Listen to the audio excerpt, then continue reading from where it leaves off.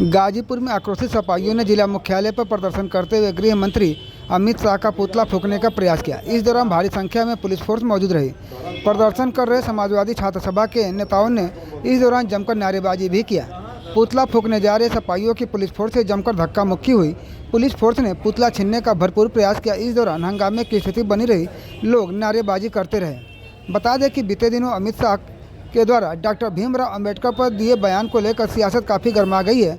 गृह मंत्री द्वारा बाबा साहब अंबेडकर का अपमान किए जाने की बात करते हुए समाजवादी छात्र सभा के नेताओं ने आज जिला मुख्यालय पर जोरदार प्रदर्शन किया।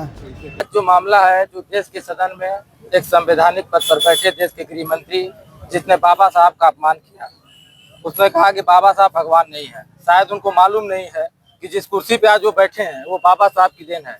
बाबा साहब ने आम जनमानस को अधिकार दिया कि अपने वोट देकर पार्लियामेंट में सदस्यों को चुनने का, विधानसभा में चुनने का। उन्हीं के बाबा साहब के संविधान के द्वारा बनाए गए वोट को पाकर जब वो दिल्ली के सदन में जाते हैं और देश के संवैधानिक पद गृह मंत्री की कुर्सी पर बैठते हैं तो बाबा साहब का अपमान करते हैं।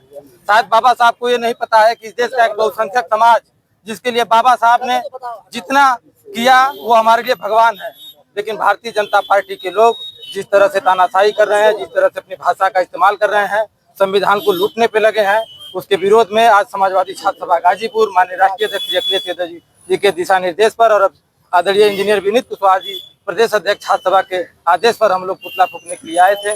लेकिन बड़ी संख्या में यहाँ पे प्रशासन के लोगों ने हम सबके साथ हम लोग को रोकने का प्रयास किया। हम लोग कोशिश किए और हम लोग अपने कार्यक्रम को करने आए थे। क्या लग रहा है, क्या अमित शाह ने ऐसा कहा था कि ये नौबत आई पुतला फूंकने की? अमित शाह कह रहे हैं कि अम्बेडकर अम्बेडकर अम्बेडकर, इतना अगर कहते तो भगवान का नाम लेते तो 7 जन्म आप स्वर्ग में चले जाते। लेकिन बताइए, अगर आज हम यहाँ खड़े होके अपने अगर इस कार्यक्रम को कर पा रहे हैं या कोई हमारा अधिकार है, हमें चलने, बोलने, नौकरी, शिक्षा, स्वास्थ्य, कोई भी कार्यक्रम हो, वो बाबा साहब के संविधान से हमें मिला है। आज उस संविधान निर्माता को हम लोग भगवान के रूप में देखते हैं। देश का दलित, आदिवासी, पिछड़ा, अल्पसंख्यक, मुसलमान, सबके लिए बाबा साहब ने काम किया, संविधान की रचना की।